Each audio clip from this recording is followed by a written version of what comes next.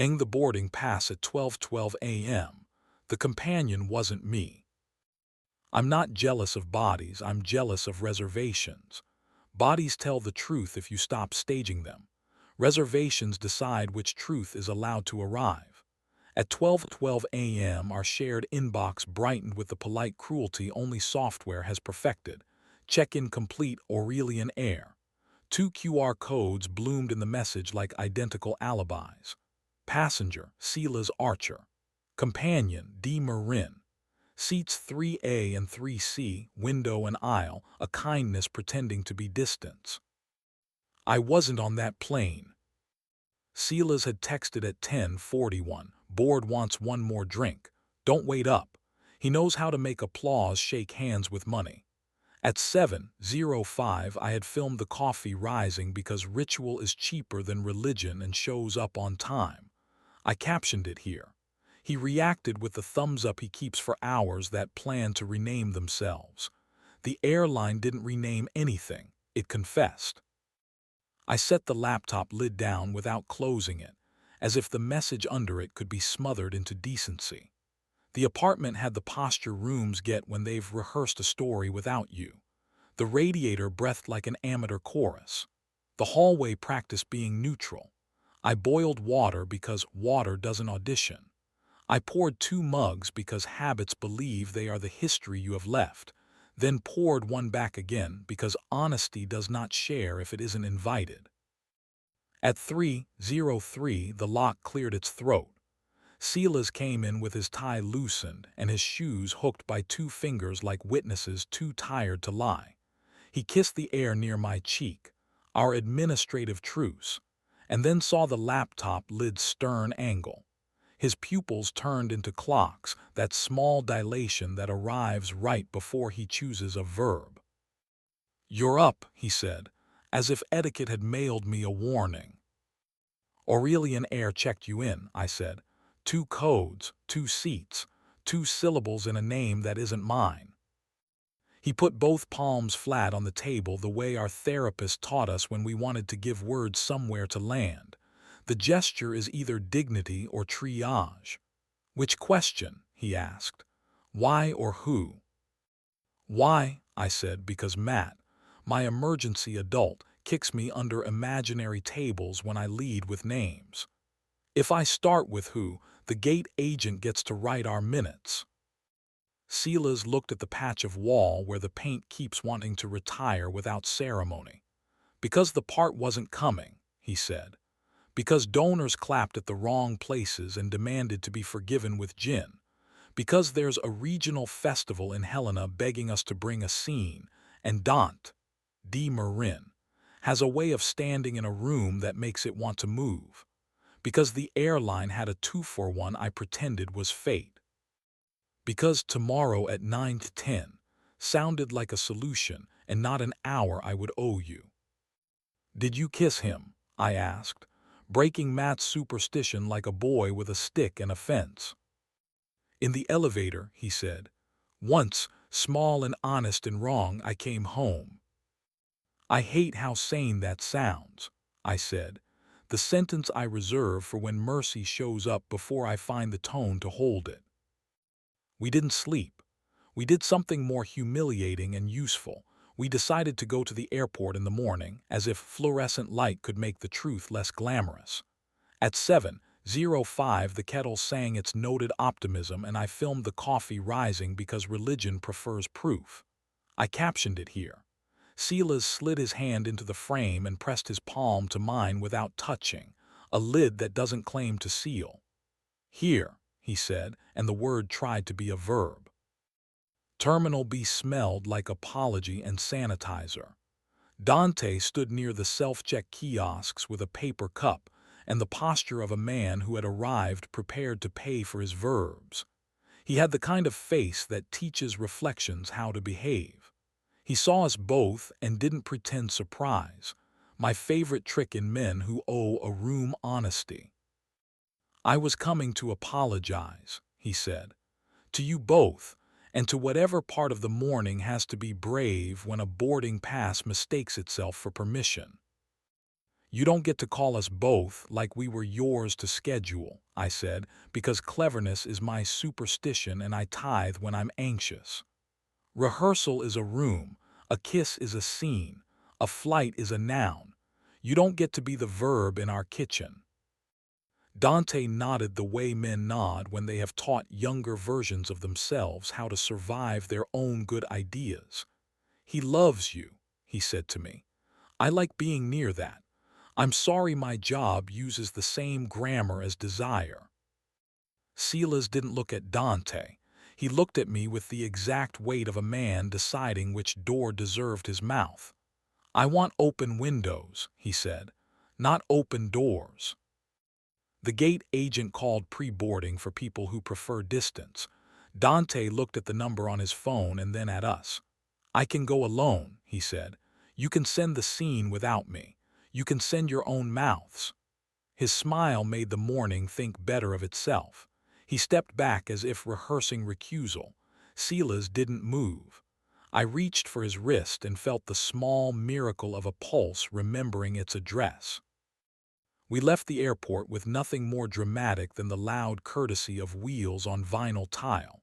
In the kitchen, I moved the chair into the middle of the floor because procedures save men when gods won't. Silas smiled like a man relieved to be caught kindly. He came around the table and paused, always that pause, his most decent habit. I met him halfway. The first kiss was apology without speeches. The second slid his fingers under my shirt and my hand to the back of his neck, the spot he keeps for oaths and sleep. We did not perform a ceremony. We used heat as a system. If I could draw you the rest without losing the apartment to an algorithm that prefers virtue louder than accuracy, I would. You can have breath that belonged to both of us, a belt resigning with grace, a palm pinning a wrist as proof we remembered to ask. The city prefers quizzes. 2 nights later, the theater's social account posted a carousel at 1:41 a.m. Han saw light in a mirrored hallway, 4 bodies if you counted reflections. Silas washing his hands, head down. Dante behind him, tie undone. A stranger passing like a rumor. Me in the doorway because whoever posted had tagged my name. The caption said boys being brave. Comments did what comments do. I typed nothing. I turned the phone face down. I put the chair in the middle of the kitchen and sat until I could laugh. Silas came home and handed me his phone without instructions. Delete or archive, he said. I don't want new grammar. You don't need me to erase your verbs, I said. He rested his forehead against mine like a paperweight on a better draft. A week later, the email arrived with fonts that have never had to apologize to a kitchen. Residency, 7 days, quiet rooms, kind windows. Silas forwarded the PDF with every map attached, which is how you know a man has learned where courage keeps its receipts. I want to go without disappearing, he wrote. I'll send pages, not alibis. When I get back, ask me what I wrote before what I did. I taped 2 lines under the rubber orange magnet because props still save us when God is off shift. Addresses in the open. A good night here voice note every day. He added a third in his careful mess. If an I can't is coming, it happens where both of us are. Night 1, wind and a sentence I decided to believe. Today the table forgave me. Night 3, nothing, and my thumb became the worst teenager in the world. I opened the airline app against my will and watched seat 3A become available, 3C still grayed out, a tiny kindness pretending it knew which shoulder to tap. I moved the chair instead. At 8:12, he called with a voice that made the kettle think there might be a God. I almost kissed a window, he said. It didn't know your name. I closed the blinds. He came back with a suitcase that didn't slam and 2 pages he treated like living animals. They're not good, he said. They're mine, I said, and we performed our small religion. Paper, kettle, a room that knows it isn't a lobby.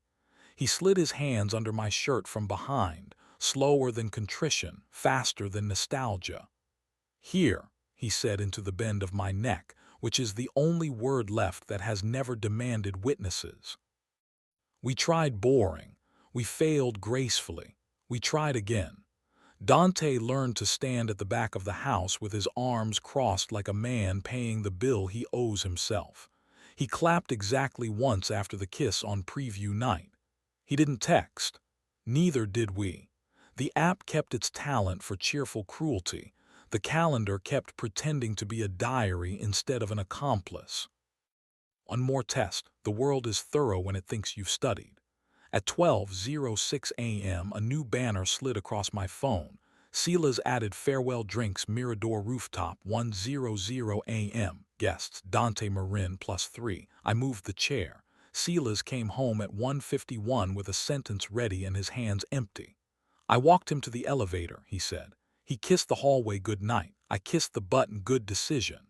Do you want to hate me now or later? I prefer now. I like the way you come back from it. I'm tired of coming back, I said. I want to stay.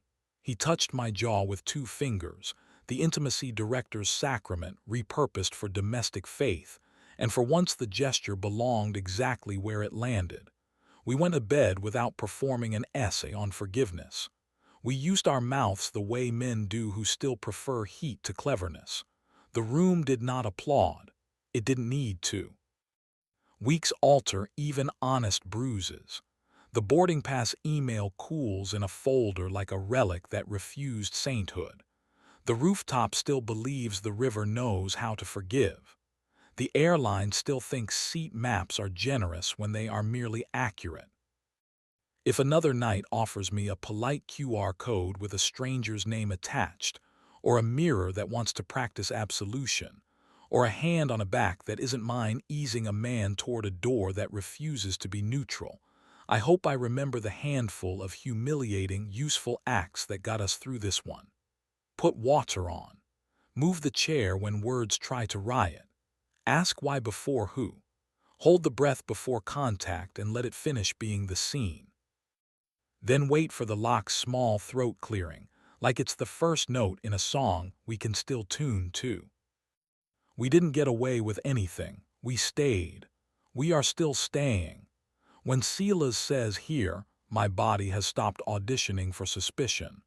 The boarding pass can keep its rectangles, the river can keep its absolutions, the terrace can keep its glass.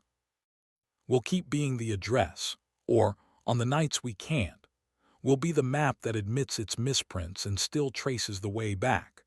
Past the lobby that thinks it's a verb, past the elevator's red dot that loves its own memory, into a kitchen where a chair knows what it's for, a kettle sings at 7:05, and 2 hands that have done worse learn again how to touch without asking the night to edit.